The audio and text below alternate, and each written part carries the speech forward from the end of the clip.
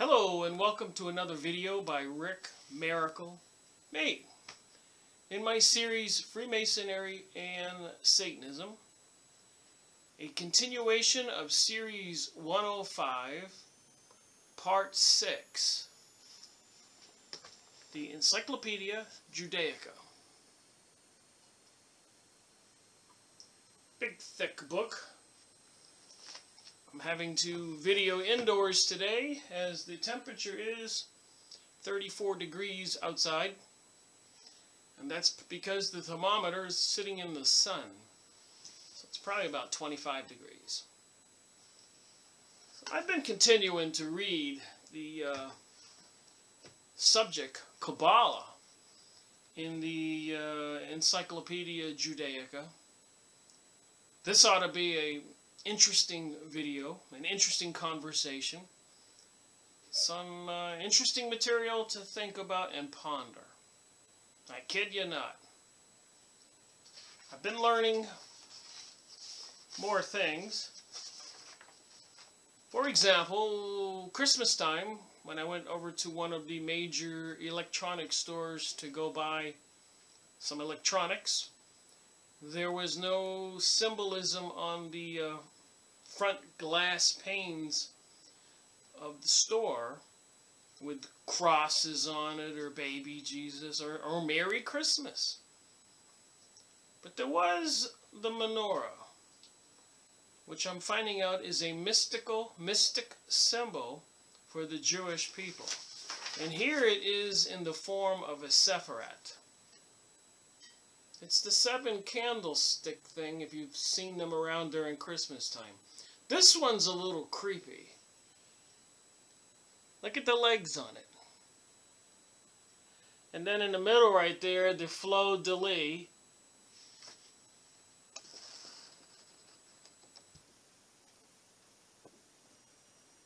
And then the 7 candlesticks. 1, 2, 3, 4.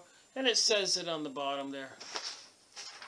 So I'm starting to learn a little bit more about the religion of the people who are into the Kabbalah, which they call it belongs to Jewish culture.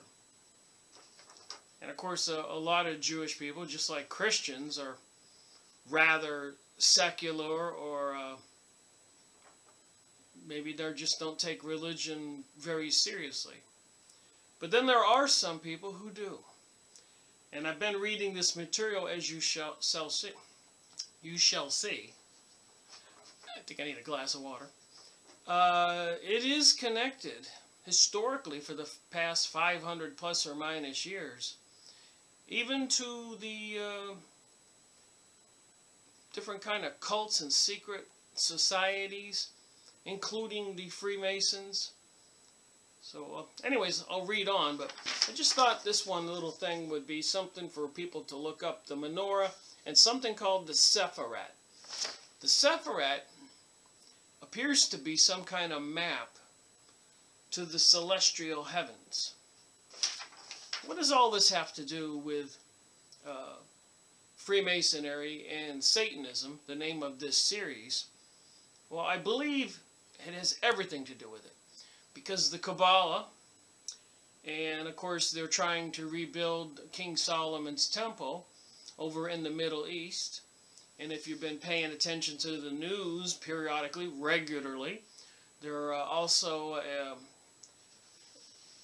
announcing discoveries in the archaeological digs all over the Middle East and the world. So there's something going on with this paradigm shift, this new age and this new world order.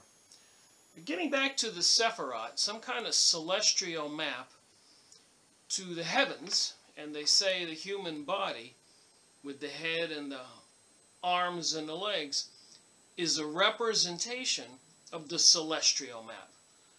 Albeit they say the human body is upside down, the head is on top, and the tree of life, the roots, the head is on the bottom.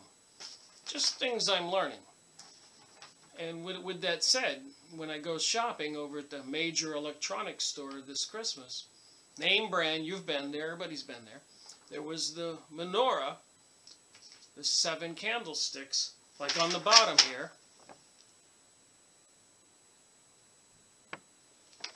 in the window. So I'm scratching my head, wondering, what is this religion that seems to be part of the New Age, New World Order?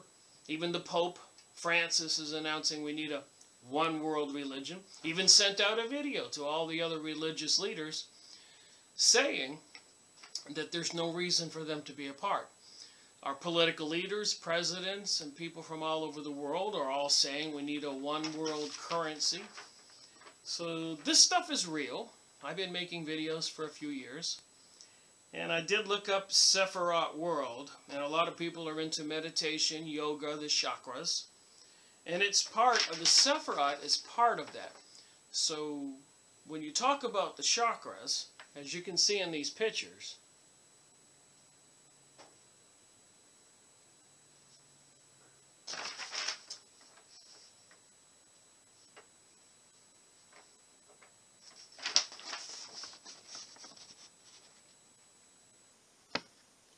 the colors of the rainbow,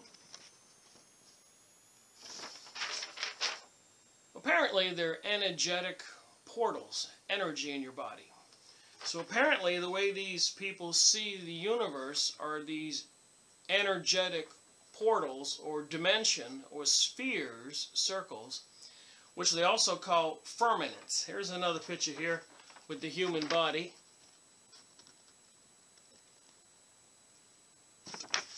So you can just go on a Yahoo image site and put in Sephiroth World, S-E-F-I-R-O-T.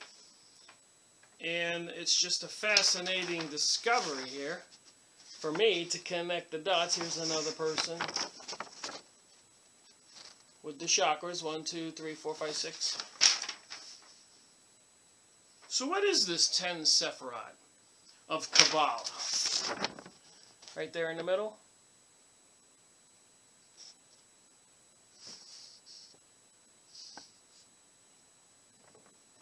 How many people ask themselves, how many people know about this?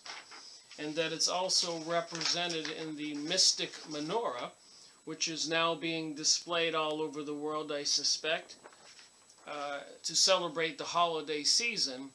But I also suspect it's not part of the Christian holiday season. And look at the feet on this menorah.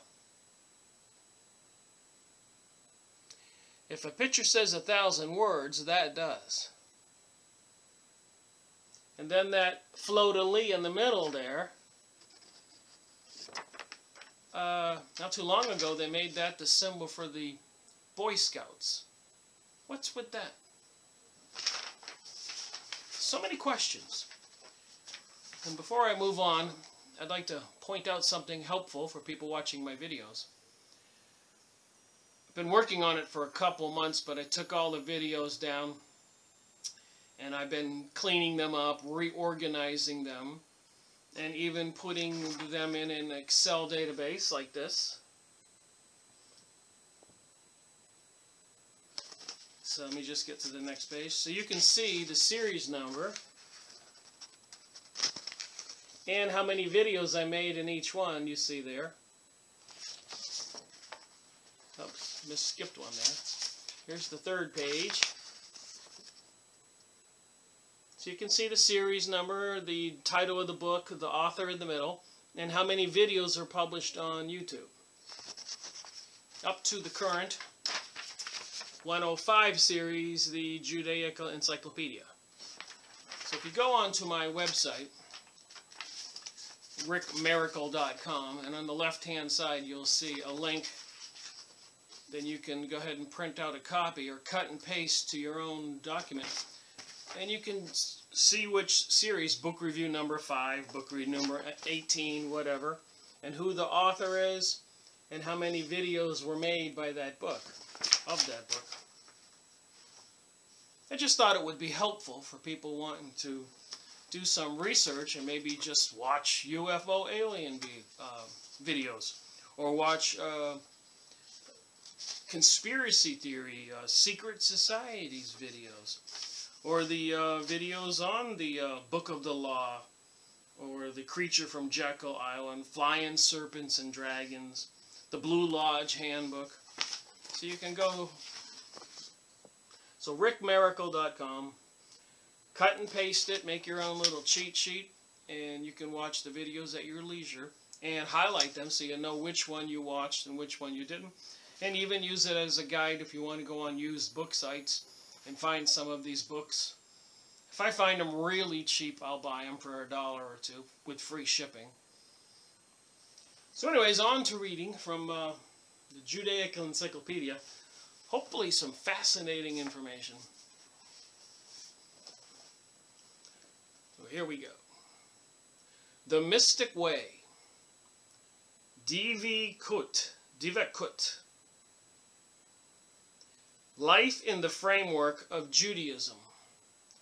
Through the study of Torah and prayer, offered the Kabbalist a way of both active and passive integration in the great divine hierarchy of creation. So that's what they think this Sephiroth is. Some kind of map or symbol for the great hierarchy for creation.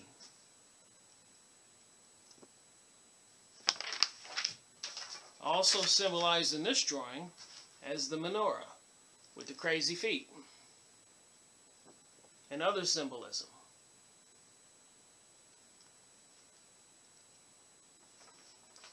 In this book, I've used my camera to just show that. So go, if you want to really investigate this material, you can go online and find the Judaica Encyclopedia and buy it. I'm just doing research here, education, and sharing this stuff. I'm not reading everything. Within this hierarchy, the task of the Kabbalah is to help guide the soul back to its native home in the Godhead. So this hierarchy of creation, the Sephiroth, the Kabbalah, is to help guide the soul back to creation, back to the Godhead. For each single Sephiroth, there is a corresponding ethical attribute in human behavior, and he who achieves this on earth is integrated into the mystic life and the harmonic world of the Sephiroth. So he who achieves this on earth is integrated into the mystic life and harmonic word of the Sephiroth world. The Kabbalists unanimously agreed on the supreme rank attainable by the soul at the end of its mystic path, namely that of the Divekut, mystical cleaving to God. Mystical cleaving to God. And I know now they're, with the New Age and progressiveness and the being liberal teachings, they don't even want people to believe in God, nor pray, nor celebrate Christianity and other religions. But here we can say the people into the Kabbalah have some serious studies and rules for living here to integrate into the mystic life and the harmonic world of the Sephiroth. The Kabbalists unanimously agreed on the supreme rank attainable by the soul at the end of the mystic path, namely that of the Divekut, mystical cleaving to God. In turn, there might be different ranks of Divekut itself, such as equanimity, the indifference of the soul to praise or blame, solitude, being alone with God, the Holy Spirit, and prophecy. So this is all under the topic Kabbalah. What is the Kabbalah? Apparently, it is part of Jewish culture, and apparently, they also plan, as we shall see in these readings that I'm doing today, they're the ones behind Zionism, and that would be the Jews returning from all over the world, the diaspora, and the return is called Aliyah, and they've been forcing, coaching, and even using terrible tactics, causing chaos and anarchy in a country to get the Jews to want to leave, to go back to Israel, to do this aliyah thing. So this prophecy, or this fulfillment of a religion, or growth in this religion, is seriously underway.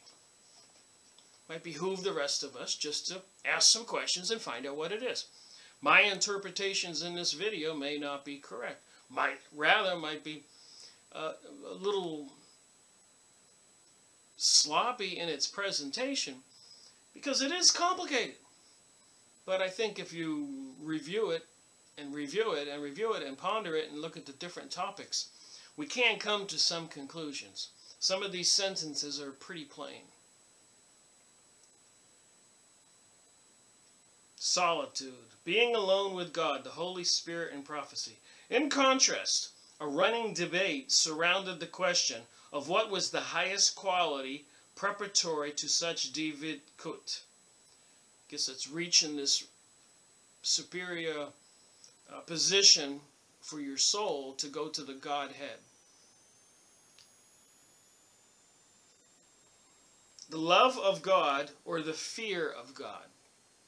This argument reoccurs throughout the literature of the Kabbalah with inconclusive results, and continued into the later Mishnah literature that was composed under Kabbalistic influence. Many Kabbalists consider the worship of God in pure, sublime fear, which was quite another thing from the fear of punishment, to be an even higher attainment than the worship of him in love.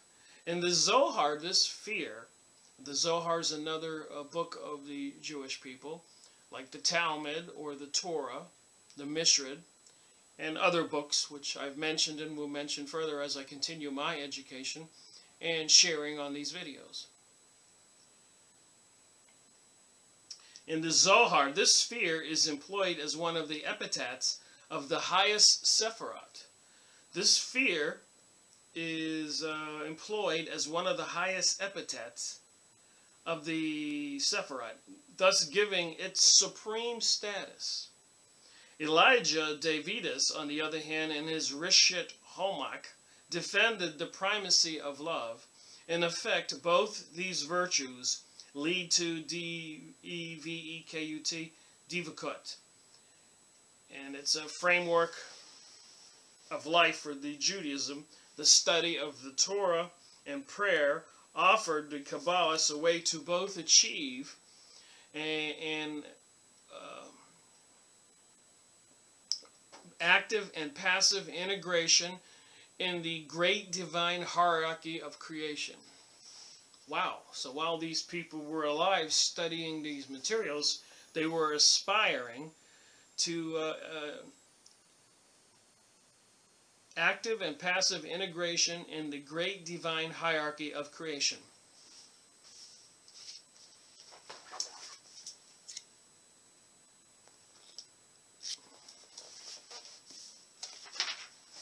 I know it may be a little confusing, but I think this is a preparatory conversation to the rest of this video.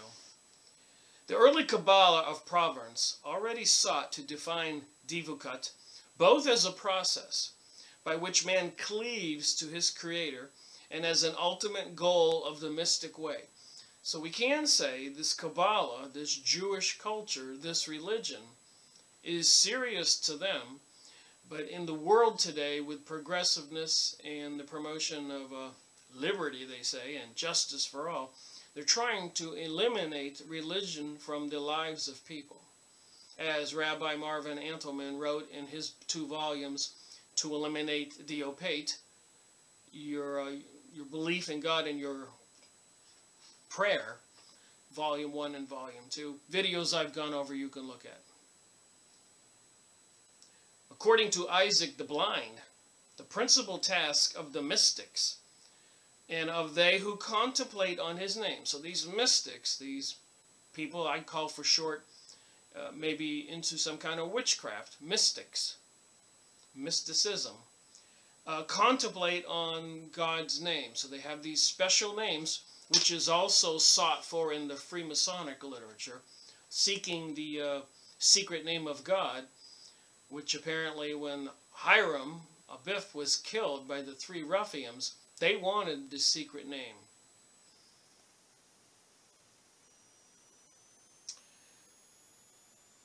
Contemplate on his name is expressed in the commandment, and ye shall cleave unto him, and in the Bible that's Deuteronomy 13-5.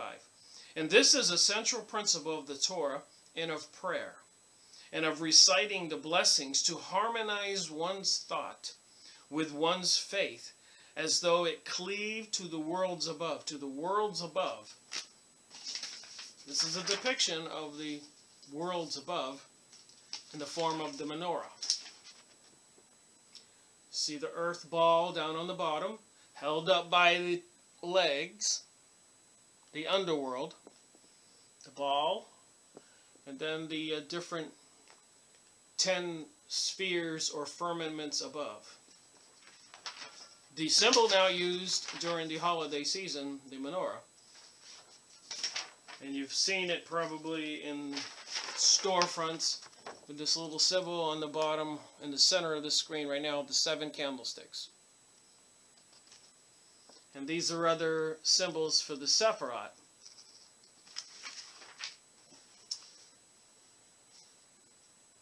To the worlds above, to conjoin God in his letters and to link the 10 Sephiroth in him as to a flame is joined to a coal.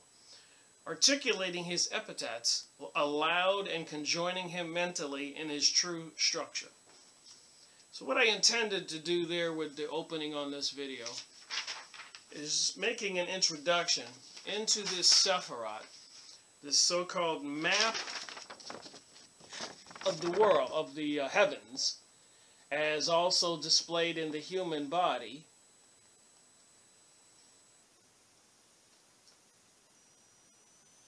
You've probably seen this symbol. Did you know what it was? I had to ponder on it for quite a while and do some study and reading to even get an idea of what it is. And apparently, if you get one of these Sephiroths in its many forms, which we shall see, and you meditate on it in prayer, like an incantation, over and over and over, it's supposed to open up some kind of other reality, a separate reality, like in my Carlos Costanza books, a separate reality, into this other dimension, this other firmament, where these mystics, into what I call witchcraft, just to make the word more understanding what mystic is, which back then, as we shall see in this book, these people into this stuff were accused of sorcery. And so far in the reading of the Kabbalah and the Judaica Encyclopaedia, all these people were exiled, cast out of Spain at one time, and also another time Britain. And from what I know about history, and numerous other occasions on a couple thousand years, they suffered a lot of persecution. So what is it they're doing? And what does that have to do with today, with the New Age and the New World Order? Well, that might have been a bit of an odd conversation, but I think if we look back and think back on that, as I continue to read right now, it might put the two pieces together. The wider influences of the research on the Kabbalah. The influence of the Kabbalah on Judaism. Though it has been evaluated differently by different observers, the influence of the Kabbalah has been great, for it has been one of the most powerful forces ever to affect the inner development of Judaism, both horizontally and in depth. Jewish historians of the 19th century, the 1800s, while conceding the Kabbalah's significant role, considered it to have been overwhelmingly negative and even catastrophic. But the appraisal of the 20th century Jewish historiography during the 1900s has been far more positive, no doubt due in part to the profound changes in the course of Jewish history itself and since the beginnings of the Zionist revival. So people who don't want to admit that Zionism exists, what is Zionism?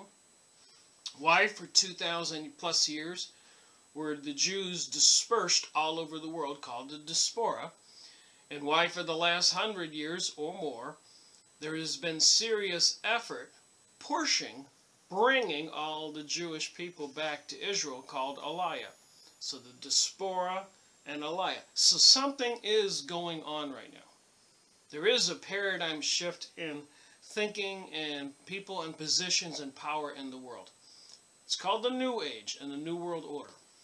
It was World War I and World War II were part of the tools to help bring this about, because a lot of people got killed and a lot of shift in power and property took place during these world wars.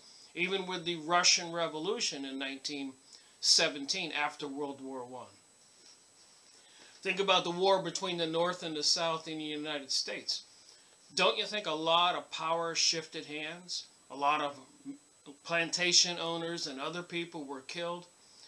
I'm just wondering, and I think correctly so, was it part of all of this shift, this paradigm shift, and a seizure of power, wealth, and all that stuff? Just something to ask ourselves. It says right here, the significant growth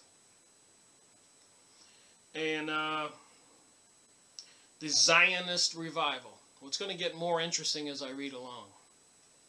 There has been a new readiness in recent decades to acknowledge the wealth of rich symbolism and imagery that the Kabbalistic imagination added to the Jewish life, as well as to recognize the contributing role of the Kabbalah in strengthening the inner life of collective Jewry and the individual Jew. So none of this has me saying anything about Jewish people. I'm reading from the Encyclopaedia Judaica.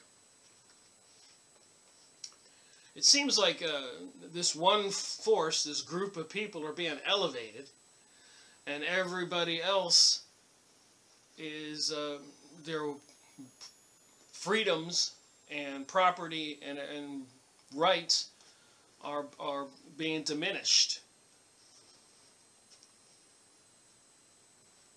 All the 9/11 and all those wars in the Middle East, all those countries that have been destroyed, all the seemingly increasing economic and social destruction in Europe and in the United States going on right now.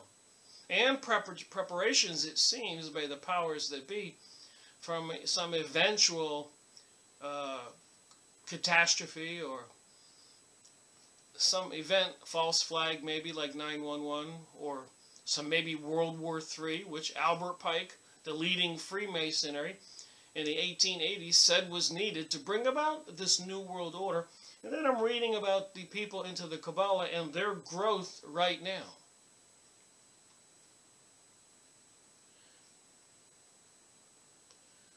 Let's see. It has assumed panergenic proportions, as in the works of S.A. Horodisky, which have done little to further a fruitful discussion on the religious motives that found their expression in the Kabbalah, with results that were sometimes problematic.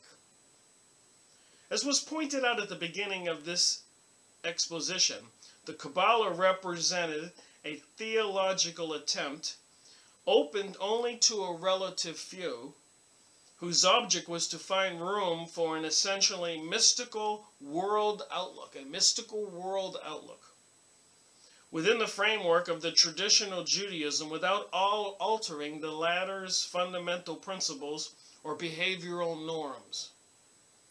To what extent, if at all, this attempt was successful remains open to debate, but there can be no doubt that it has achieved one very important result, namely that for the 300-year period roughly from 1500 to 1800, at the most conservative estimate, the Kabbalah was widely considered to be the true Jewish theology. That would be their religion, compared with all the other approaches which were able at best to lead an isolated and an attenuated existence.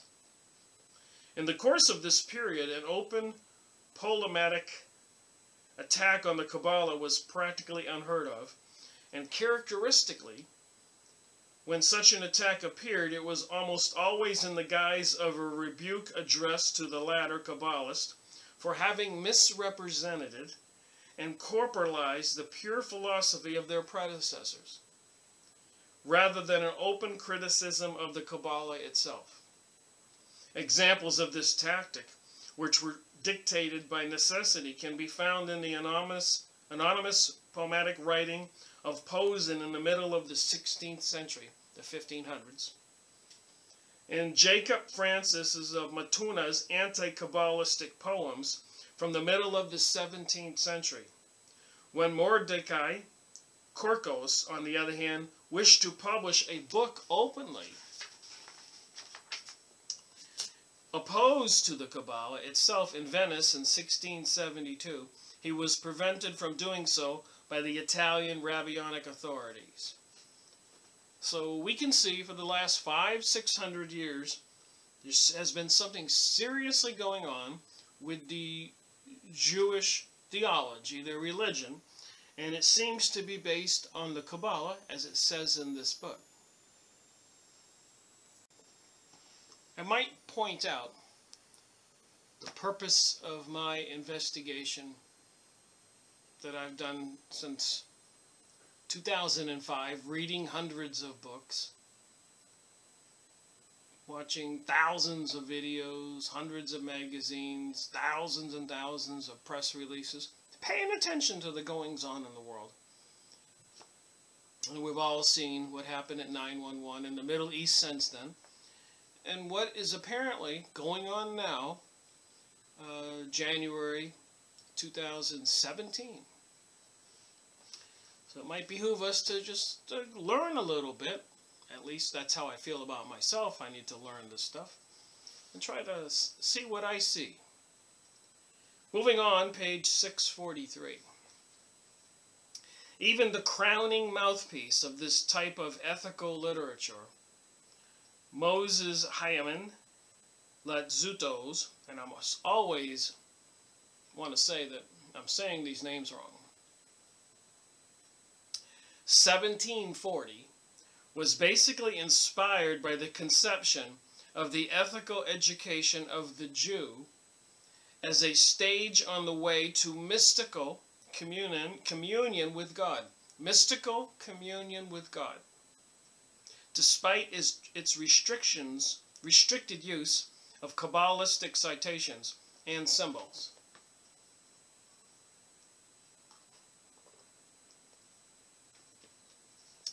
So a lot of people don't want to be religious these days.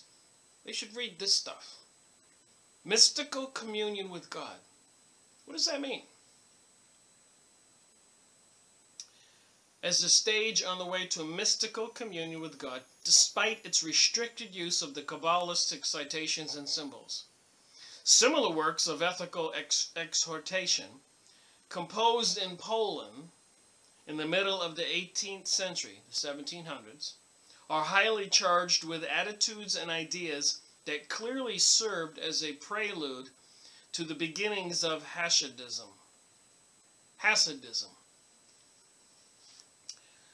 I have more words to look up.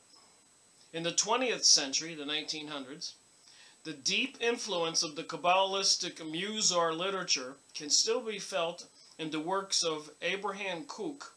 Similarly, in the mid-19th century, the 1800s, we find Judah Alkali of Belgrade, one of the earliest heralds of Zionism, still totally immersed in the ethical world of the Kabbalah.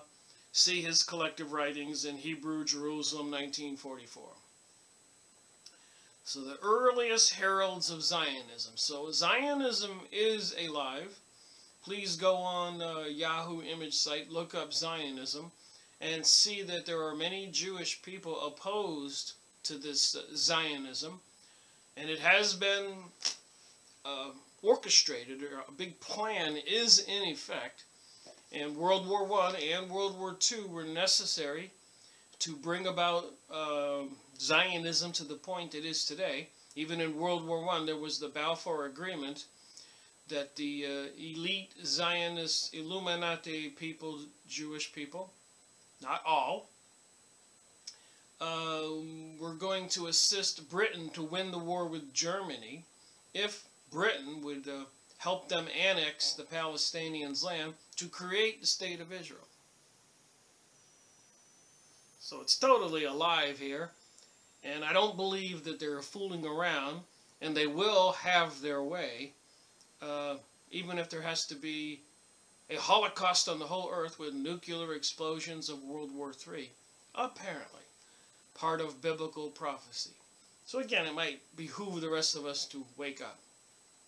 The Christian Kabbalah from the late 15th century onward in certain Christian circles of a mystical and theosophitical persuasion, a movement began to evolve with the object of harmonizing Kabbalistic doctrines with Christianity. So they wanted to take this mysticism and mix it up with Christianity and integrate the two of them.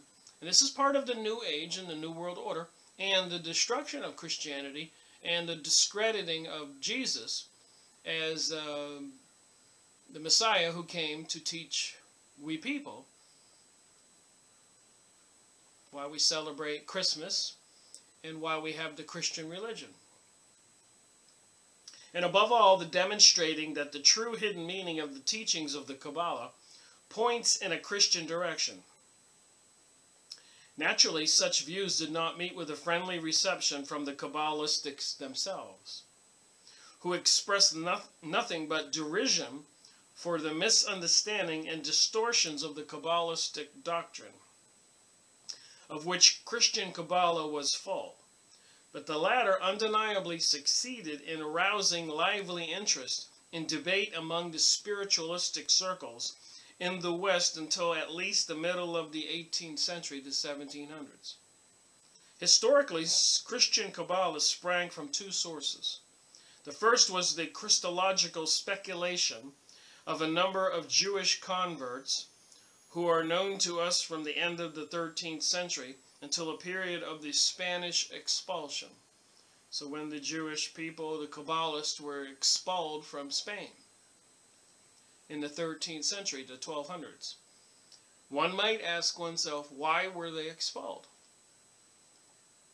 Paul de Hydra, who pseudographically composed several texts of Christian Kabbalah entitled Igaret Hasodat and Gili Razyaza, in the name of Judah Hadnaza and other Tananium.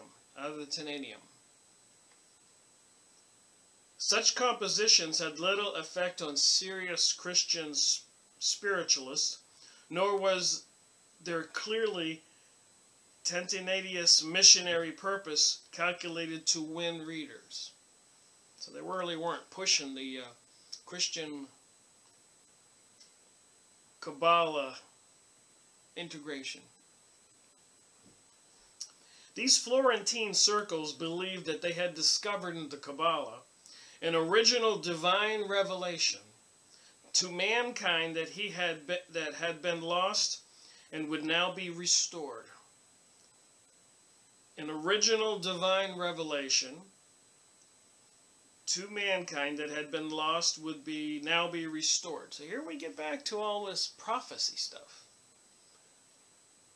with the aid of which it was possible not only to understand the teaching of Pythagoras, Plato, and Orpheus, all of whom they greatly admired, but also in the secrets of the Catholic faith.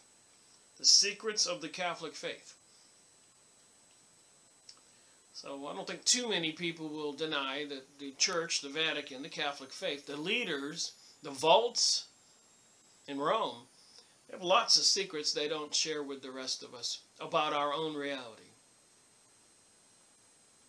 The founder of the Christian school of Kabbalah was the renowned Florentine prodigy Giovanni Pico della Mirandola, 1463 to 94, who had long passages of Kabbalistic literature translated for him into Latin by the very learned convert Samuel Nissan Abufare. Later, Raymond Mercado, also known as Flavius Mithridates, Pico began his Kabbalic studies in 1486. So again, my point of talking about this, it's been going on a while. They are serious. There are things that they know and do that the general public, we the people, are unaware. That might be concerning if they plan on this World War III and to complete some kind of world which winds up being like a Hunger Games movie. Just saying. It is what it is. And when he displayed his 900 famous theses for public debate in Rome, he included among them 47 propositions taken directly from the Kabbalistic sources, and the majority from Mercante's commentary on the Torah, and 72 more propositions that represented his own conclusions from his Kabbalistic studies.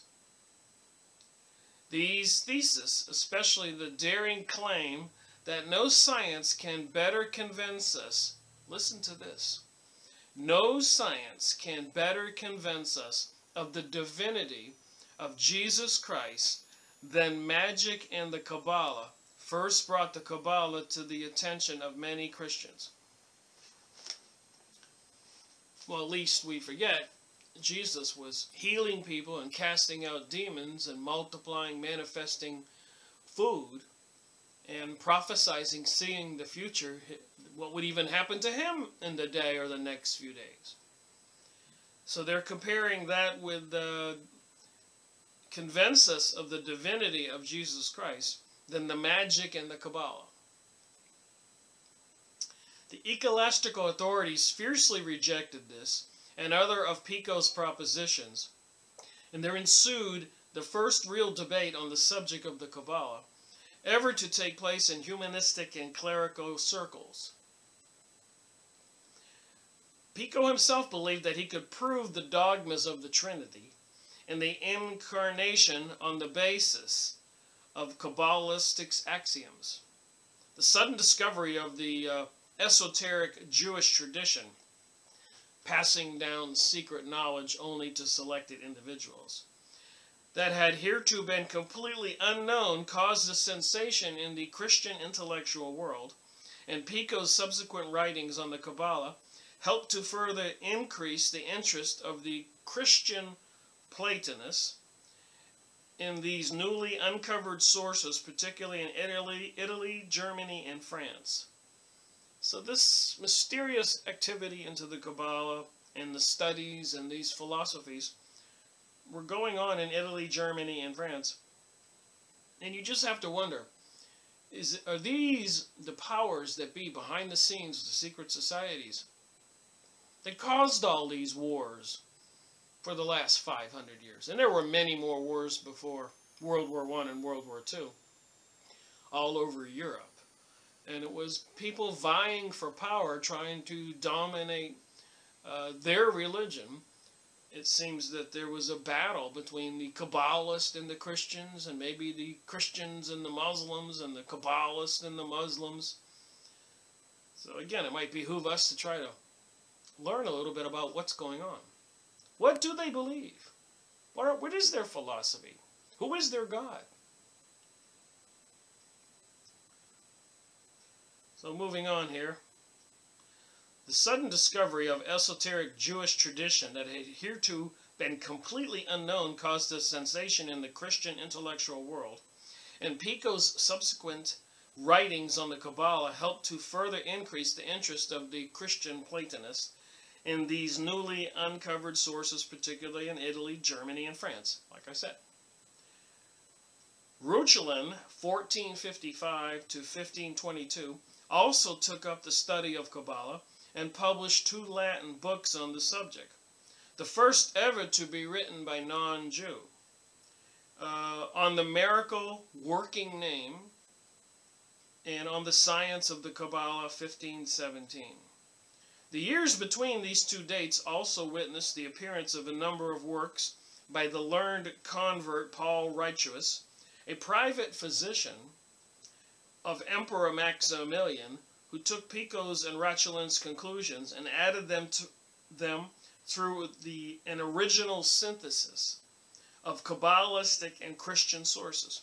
So again, they were trying to combine the Christian theology religion with the Kabbalistic Jewish culture theology religion. And it seems today, with the almost demise of Christian religion, if you paid attention during Christmas, with the you didn't see Merry Christmas everywhere on your shopping centers, stores, and all that stuff, but you've probably seen a lot of menorahs.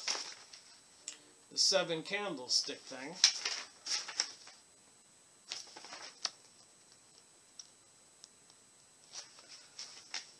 All I'm trying to do here is understand their religion. I never studied the Jewish, I guess, theology, the Kabbalah, and the mysticism and the secret names of God and numerology. I call the occult, and to sum it all up, I call that witchcraft. And I am aware in shamanism all over the world for thousands of years, these people were selected by spiritual entities to be the Shama for tribes, from Australia to Peru to Russia, the Eskimos, American Native Indians, and they would take certain drugs and they would be able to go into a trance and communicate with this other divine world. So I'm not saying it's all bad. When I use the word witchcraft, I'm not trying to say good witchcraft or bad witchcraft. I'm just saying it so that we can understand what we're talking about. Now, depending on whether they're into angelology or demonology mentioned in these books, that's another question and another concern. Are they working for their own benefit, at their detriment to the rest of us? Do these aristocrats, like Professor Higgins said in the Jewish Utopia, are they trying to bring about something where they control the entire world and own everything? And it seems, generally speaking, these people have infiltrated much of the world, and they do own much of everything, and they are controlling everything. And it seems to be manifesting itself to an even higher degree, and we, the people, are losing our rights and our freedom and our wealth and our inheritance to these forces, whether they be the upper echelon levels of the Freemasons, Rosicrucians, the Jesuits, the Zionists, the Illuminati, Church of Knights of Malta, Knights of Columbus, and there's just so many more organizations and names out there of these secret societies, and this appears to be part of their religion, the Kabbalah. That's what it sums up to me. I thought I'd add another topic to this conversation. Again, it's all an education for me and probably the people who watch this video. What do we know about the Jewish culture? And apparently, according to the Encyclopaedia Judaica, Kabbalah is a huge part of it. And that would include mysticism and contemplating on the names of God and numerology and other things that are occultic, secret, esoteric, taught to only the initiated, hence the Illuminati and Freemasonic lodges, and many other secret societies were under threat of death. They can't divulge this information to the rest of us. The goings-ons, the plans. They have their throats cut. So we looked up Hanukkah. What is Hanukkah? Many of us Christians know what Christmas is. They haven't eliminated it from our world yet. I have my own theories on that. But Hanukkah, what is Hanukkah? So went on the computer, looked up a tidbit of information that might be insightful, help us all understand a little something of the significance of Hanukkah. In Hebrew, the word Hanukkah means dedication. The name reminds us of this holiday commemorates the rededication of the Holy Temple in Jerusalem following the Jewish victory over the Syrian Greeks in 165. So 165 years, it doesn't say before Christ or after Christ. I'm assuming it's after Christ, 165. The Syrian Greeks. We know Syria right now is under siege. And everybody from NATO, the USA, and Russia, the Greeks are attacking Syria. And biblically speaking, when Damascus falls, that's the beginning of Armageddon, the big battle all over the world, destruction. Just FYI. So it does say BC on the second paragraph. So it was 165 years before Jesus was born. In 168 BCE, the Jewish temple was seized by the Syrian Greek soldiers and dedicated to the worship of the god Zeus. This upset the Jewish people, but many were afraid to fight back for fear of reprisals. Then in 167 BCE, the Syrian Greek emperor Artanius made the observance of Judaism an offense punishable by death. He also ordered all Jews to worship Greek gods. Now, if this is true or not, what it all entails, I will be looking all this up in the Encyclopaedia Judaica. Jewish resistance began in the village of Molden near Jerusalem. So we all know that if you look up the Freemasons, and you'll find out that there is a united, concentrated effort to rebuild King Solomon's temple now. I've got pamphlets from Tex Mars where they even have a modeled city made and on display by leading Freemasons, Illuminati type, skull and bones types, secret societies. So apparently these are derivatives of this Kabbalistic culture, this Jewish culture. They do want to rebuild King Solomon's temple. So anyways, back to this story. So apparently the Syrian Greeks took over the temple and they dedicated it to their god Zeus. This upset the Jewish people back then, and understandably so. Jewish resistance began in the village of Modin near Jerusalem.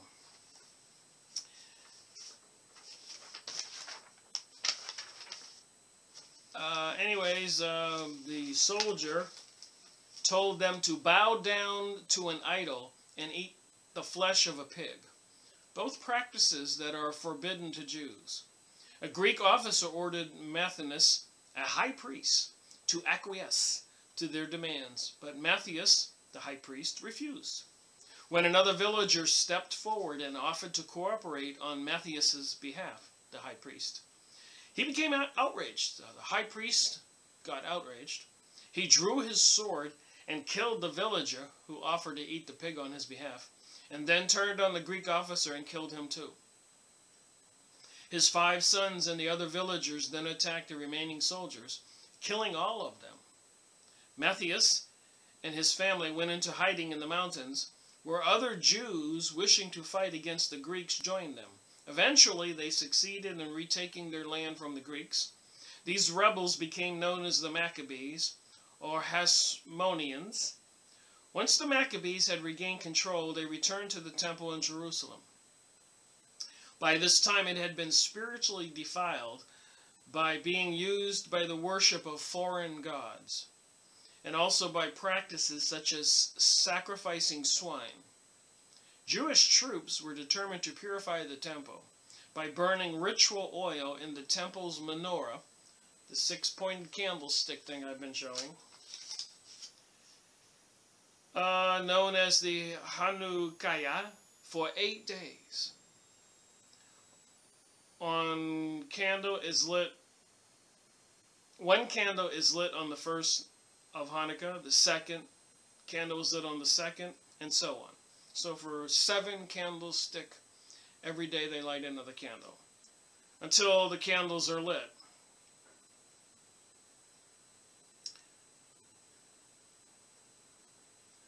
they discovered that they only had a small amount of oil, and even that small amount of oil lasted 8 days, so apparently it was some kind of miracle. They only had a day's worth of oil, but it lasted 8 days. So this becomes some kind of religious holiday where they light the candles in memory of that event. Because many Jews live in predominantly Christian societies, over time Hanukkah had become much more festive and Christmas-like. Jewish children received gifts on Hanukkah, often one gift for each of the 8 nights of the day. Many parents hoped that by making Hanukkah extra special, their children won't be left out of all the Christmas festivities going on around them. So this document says a little bit about Hanukkah and them retaking their temple and wanting to purify it and burning the candle for 8 days, only having enough oil for 1 day, but nevertheless it lasted for 8 days. A divine intervention, maybe? And apparently it's the holiday that's now, for some reason, the major store outlets have the 7 candlestick symbol outside on the building instead of big words with Merry Christmas. Just making my point. So back to my Encyclopaedia Judaica. So back on page 644, as I was reading earlier, the learned convert Paul Rituus, the private physician of Emperor Maximilian, who took Pico's and Ratulin's conclusions and added them through an original synthesis of Kabbalistic and Christian sources. Ratulin's own main contribution was his association of the dogma of the Incarnation with a series of bold speculation on the Kabbalistic doctrine of the divine names of God. Human history, Rachulin urged, could be divided into 3 periods. In the first, or natural period, God revealed himself to the patriots through the 3-lettered name Shaddai. In the period of the Torah, he revealed himself to Moses through the 4-letter name of the Tetragrammaton. It's a numerology type thing, but meditating or using these names of God for secret mystic powers. He revealed himself through the 5 letters, namely the Tetragrammaton, with the addition of the letter Shin, signifying the Logos, thus spelling Yoshiva, or Jesus. So they added 2 letters to the 3 letters, and they come up with this variation of Jesus. In the name of Jesus, which is the true miraculous name, in the name of Jesus, which is the true miraculous name, the formerly forbidden name of God now became pronounceable. In Rachulin's schematic arrangement, which was able to draw for support on the common abbreviation for Jesus in medieval manuscripts, JHS, Jewish beliefs in 3 world ages, Chaos, Torah, and Messiah. So Messianic means they're expecting a Messiah. We Christians believe the Messiah that already came was Jesus. And apparently many Jews today do not believe that is the case. And they're still waiting on their Messiah.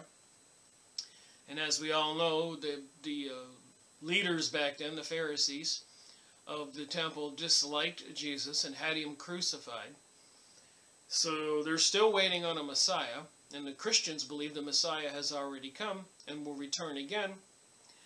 And it might be interesting for people to look up and read about what this prophecy is.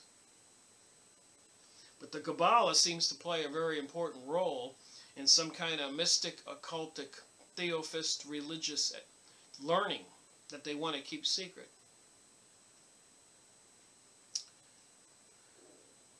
In Rachulin's schematic arrangement, which was able to draw for support on the common abbreviation for Jesus in medieval manuscripts, JHS, Jewish beliefs in the three world ages, chaos, Torah, and Messiah, blended with the tripartite Christian division of the millennialistic school of Joachim of Flori into the reign of the Father, the reign of the Son, and the reign of the Holy Ghost. Father, Son, the Holy Ghost, which is what we Christians do.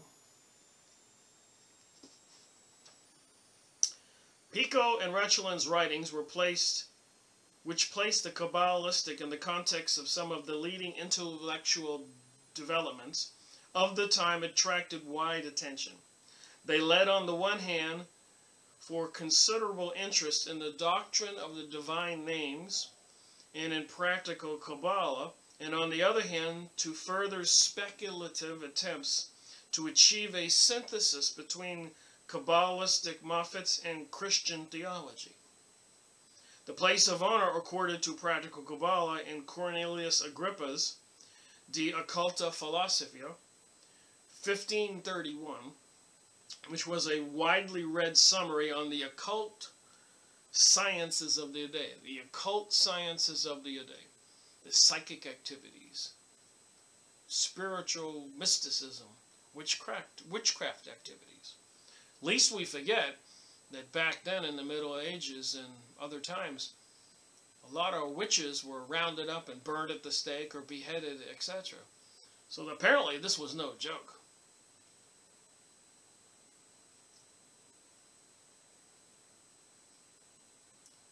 So Cornelius Agrippa, De Occulta Philosopher, 1531, which was widely read summary of occult sciences of the day, was largely responsible for the mistaken association of the Kabbalah in the Christian world with numerology, and it says right here, I keep saying it, witchcraft.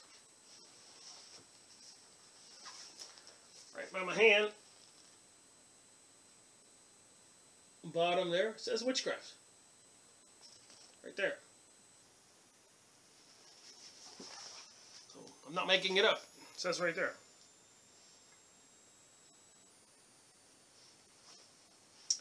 Several Christian Kabbalists of the mid-16th century, the 1500s, made a considerable effort to master the sources of the Kabbalah.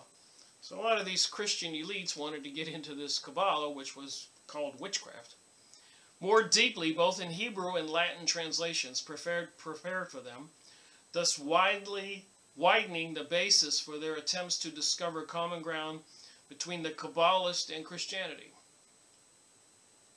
On the Hebrew letters were influences by ideas in the Zohar and the Sephar. So these different Jewish books. The author of two large, at the time widely read books, De Harmonia Mundi and the Problemata, 1536, in which the Kabbalah assumed a central place and manuscript material from the Zohar was used extensively for the first time in a Christian work. The admiration of these Christian authors for the Kabbalah aroused an angry reaction in some quarters, which accused them of disseminating the view that any Jewish Kabbalist could boast of being a better Christian than an Orthodox Catholic. A more original mystical thinker who was also better acquainted with the Jewish sources was also renowned Frenchman Guillaume Postel, 1510 to 1581, one of the outstanding personalities of the Renaissance. Postel translated the Zohar and the Sefer Yetzirah into Latin even before they had been printed in the original, and the accompanying his translation with a lengthy theosophic exposition of his own views. In 1548, he published a Kabbalistic commentary in Latin translation on the mystical significance of the menorah. It says right there, the mystical significance of the menorah. And we read here on the Hanukkah, it says here in this document, it was because when they lighted it after they regained the temple, they had enough oil for one day, but it burned for 8 days, so something divine might have happened there. But even back then, the menorah was a mystical symbol, object.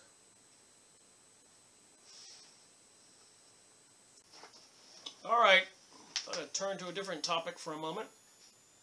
We talked about Hanukkah, the celebration, about the oil burning for 8 days, when they only had 1 day's worth of oil, when they had retaken King Solomon's temple, the holiday of Hanukkah. Looked up on Wikipedia the menorah. You can go look it up also. The menorah, described in the Bible as a 7-lamp, 6 branches, ancient Hebrew lampshade made of pure gold and used in the portable sanctuary set up by Moses in the wilderness and 300 years later in the Temple of Jerusalem. Fresh olive oil of the purest quality was burned daily to light its lamps. The menorah has been a symbol of Judaism since ancient times and is the emblem on the coat of arms of the modern state of Israel. So again, my question is, why is that symbol now at the White House, all over the country? And why is Merry Christmas, those words, why has it disappeared almost entirely? Interestingly enough, I did get on to Florida during the holidays this year, a couple weeks ago. And when I went through Georgia, the Bible Belt, there were many displays of Christmas decorations, baby Jesus, and big signs, Merry Christmas, and such. So it's not completely erased, but it seems like it is diminishing from the minds of we the people in the USA, and they're trying to bring us this different religion, which is what this video is all about, discovering these Encyclopaedia Judaica and me learning some of these things and sharing on these videos. So the conclusion in my mind is yet to come, but I'm learning a little bit as I go. So to continue this Wikipedia description of the menorah, the Hebrew Bible, or Torah, states that God revealed the design of the menorah to Moses and describes the construction of the menorah as follows. So we all know the story. If we don't, I'll tell it. When Moses was guiding and helped the Hebrews, the ancient Jewish people, so they say, escape from the Pharaoh in Egypt, he went up the mountain after they had escaped and were a safe distance away. They all had encamped around this mountain. And he went up to the mountain, Mount Sinai, I believe, to talk to God, the glowing light. And God gave him the 2 tablets, the 10 commandments. And apparently God revealed the design of the menorah to Moses. Lest we forget, when Moses came down the mountain, the Jewish people had collected all the gold and built a golden calf and were worshiping it in the pagan religion of the Egyptians in a drunken orgy way. Moses was so outraged, he smashed the tablets and punished the Jews. He had to go back up to the mountain for 40 days and to get new tablets and more instructions from God. So the story, as I understand it, goes. And a lot of people don't know these stories, so I like to reiterate them when I make videos such as this one, which is just one topic of many I go over, because I think everything is connected. So let me finish this menorah Wikipedia writing. I just highlighted a couple sentences. You can go read it all. Archaeological evidence, including depictions of artisans who had seen the menorah, indicated that they were not straight, but showed them as rounded, either semicircular or elliptical. I'm sure these subjects are going to come up as I continue to read from the Encyclopaedia Judaica. The most famous preserved representation of the menorah of the temple was depicted in a frieze on the Arch of Titus. So we remember recently, not that long ago, they were trying to put the Arch of Palmyra in New York and London, and then later on I found out they were building 1,000 of them. The Arch of Baal. Some kind of Baal is a demon, the devil, I guess. And they were putting all these arches of Baal, arches of Palmyra, and here we're talking about the Arch of Titus. So there's something to this. But anyways, on the Arch of Titus, big stone arch, apparently they have an indentation of pictures of things they call a frieze, and there was the menorah. Commemorating his triumph parade in Rome following the destruction of Jerusalem in the year 70 CE, 70 after Christ. Just stuff to look up, take notes, don't believe me. I probably have some of this wrong, but at least I'm investigating it and using my God-given brain to try to ponder it and see what it all means. Hence I make these videos.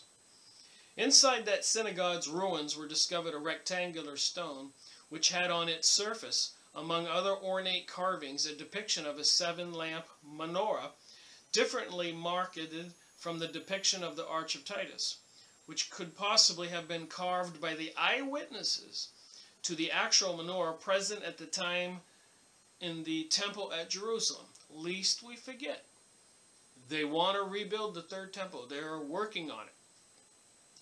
Some kind of biblical prophecy, divine prophecy, to bring about this new age, new world order.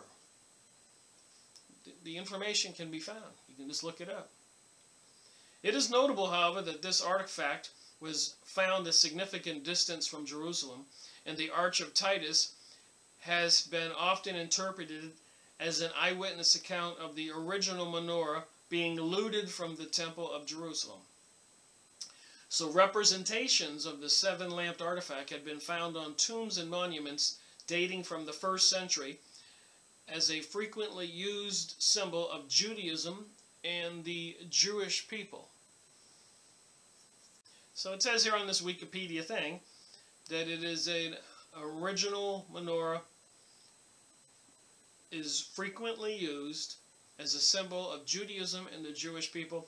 And here I was shopping for Christmas stuff at the electronic name brand store where we all go to regularly, and there were menorah candlesticks on the glass front doors. I took pictures, but I can't find my pictures. So it was a symbol for Judaism and Jewish people, and if you've been watching my videos, there's a lot of indication, as Professor Higger said in the Jewish Utopia, and the books I went over, Bloody Zion, and An American Jew Moves to Israel, and so many more. And again, for a list of the 105 series of videos and some of the Blue Lodge Handbook, I made 12 2-hour videos. So I estimate I have over 400 hours of videos, and you can go onto my website, rickmiracle.com.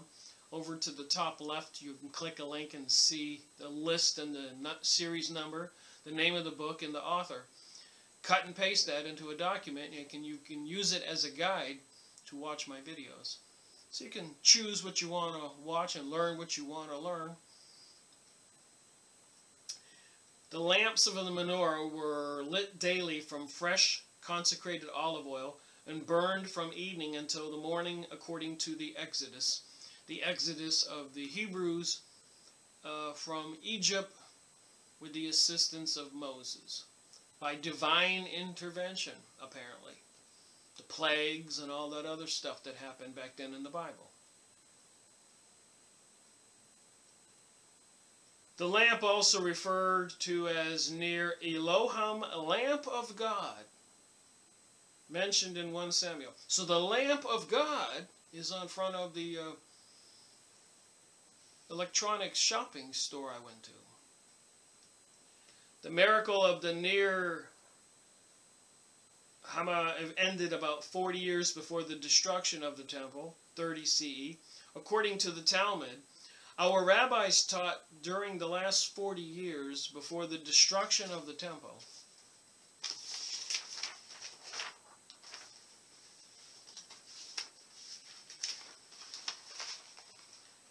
is to say from around 30 before 30 years after Jesus was born.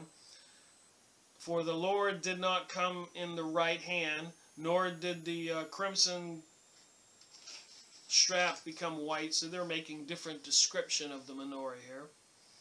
The original menorah was made for the tabernacle. So they had these tabernacles that the elites would stay in.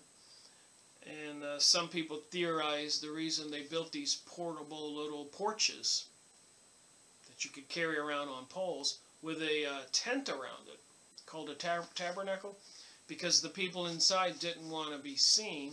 Now some people speculate that they might have been reptilian beings. I don't know. Alright, so they did have the menorah to light up the tabernacle. And the Bible records it as being present until the Israelites crossed the Jordan River. There is no further mention of the menorah in Solomon's temple. We know there's a lot of mention of King Solomon's temple in the Freemasonic handbooks and other famous writings. So back to my book, and I want to conclude this video. So here we go.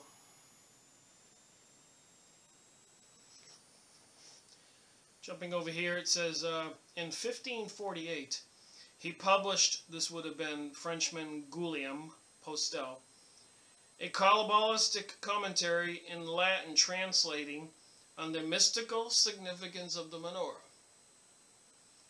and later a Hebrew edition as well. These authors had many connections in Jewish circles. So 1548.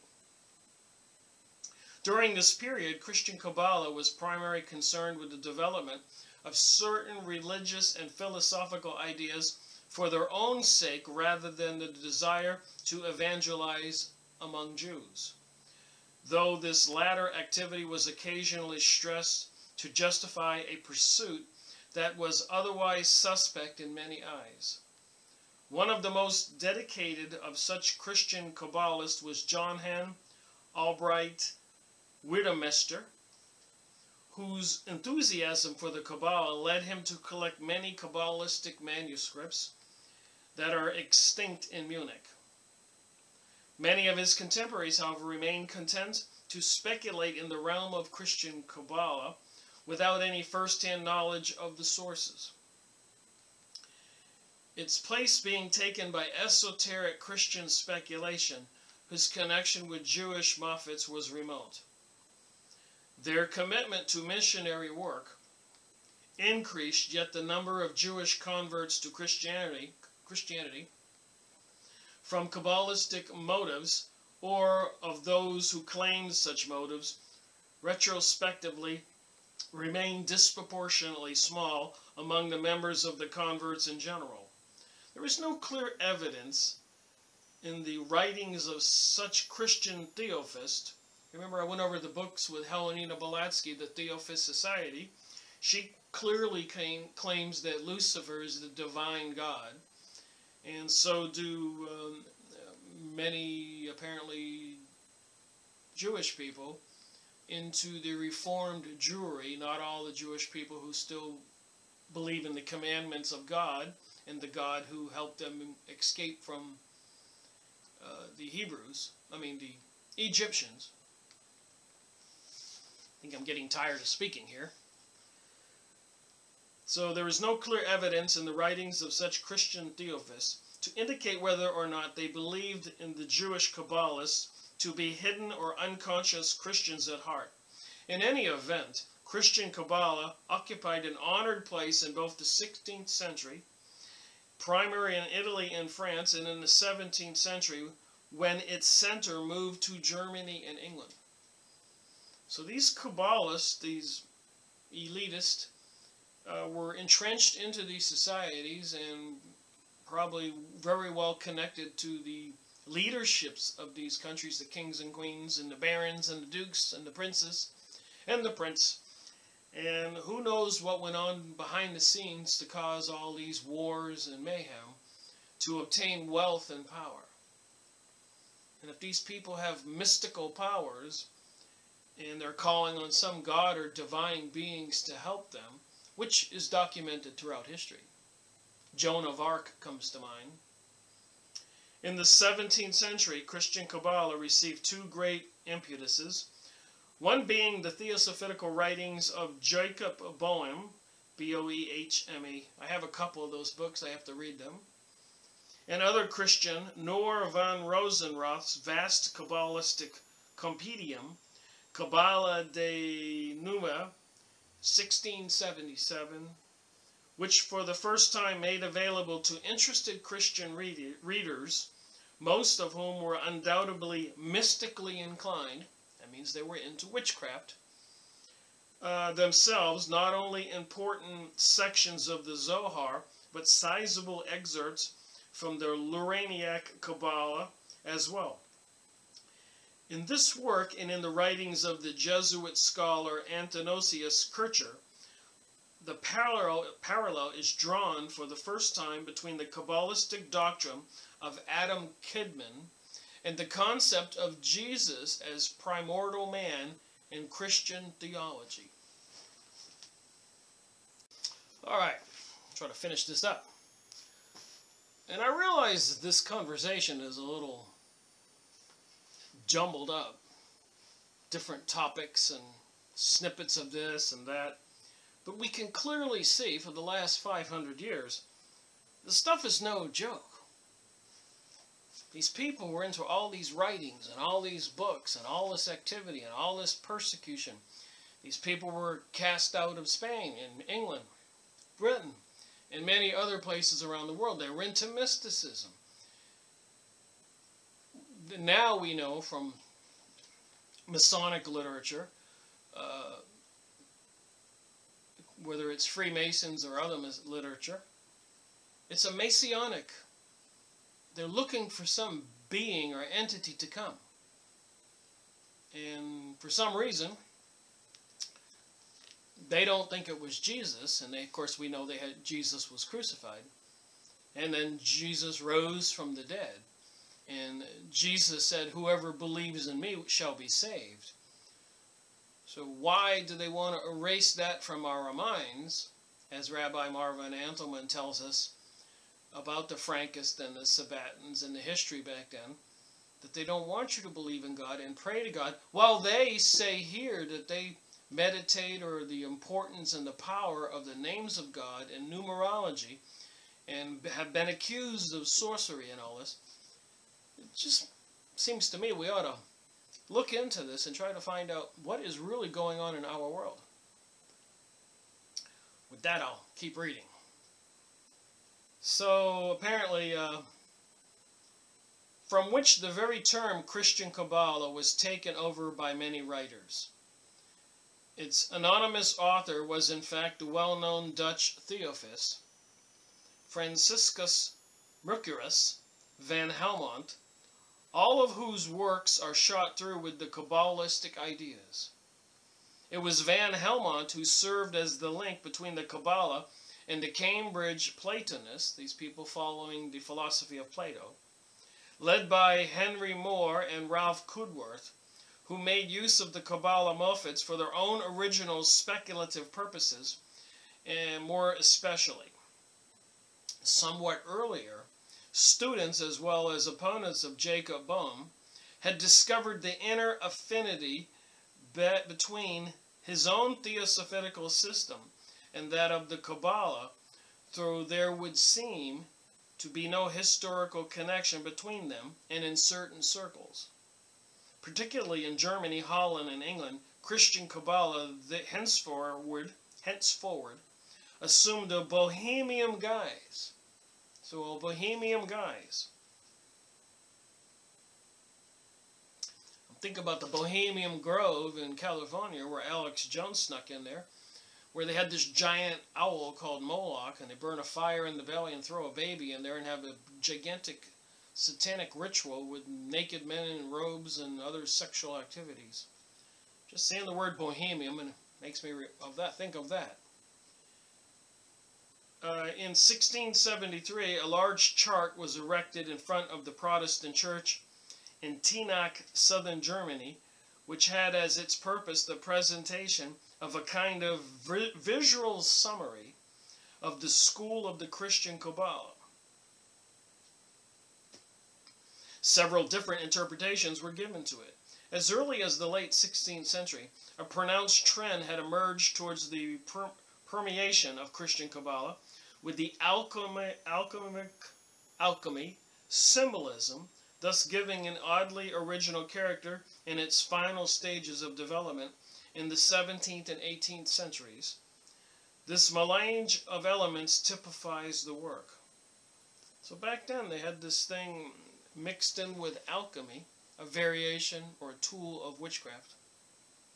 Robert Flood, 1574-1637, and Thomas Vaughan, 1622, and reaches its apogee in George Vaughan Welling's Opus Magno Kabbalism, 1735, and the many books by F.C. Ortinger, 1702, whose influences in discerning in the works of such great figures of German idealist philosopher as Hegel and Schelling. In yet another form, this mixture reappears in the theosophical systems of the Freemasons in the second half of the 18th century. A late phase of the Christian Kabbalah is represented by Martinis. So they mention the Freemasons here. Where my finger is.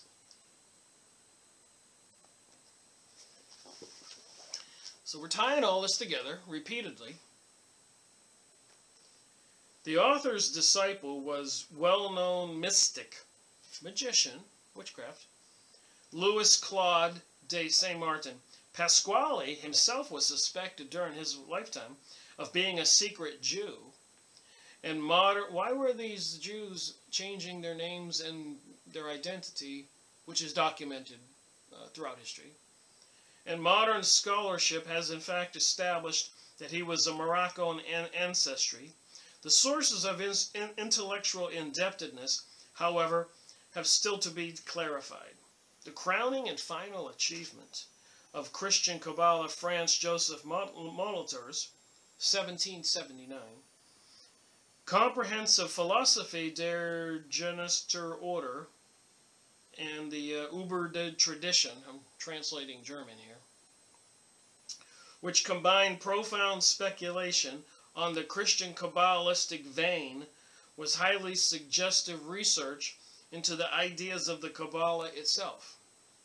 Molitor, too, still clung to the fundamentally Christological view of the Kabbalah, whose historical evolution he completely failed to understand. Yet at the time he revealed an essential grasp of Kabbalistic doctrine and an insight into the world of the Kabbalah far superior to that of most Jewish scholars of his time. Scholarship in the Kabbalah, that's a title. As implied above, the beginnings of scholarly investigation of the Kabbalah, so people studying witchcraft, were bound up with the interest of Christian Kabbalah and its missionary zeal. So again, we've been watching my videos, or you've been doing your own research. You know, the Illuminati and the initiates and everything is in secret, and they swear on Bibles to not divulge the secrets under threat of death. Secret societies. Though a significant number of Kabbalistic works had been translated by the middle of the 16th century, only a few of these translations, such as Gautami's Sharia Ora, 1516, had been published. So we got a diagram of Adam Kidman here, primordial man, in the womb of Ensof, the infinite. So Ensof, the infinite, would be the God. And apparently this is a diagram of Adam Kidman, primordial man.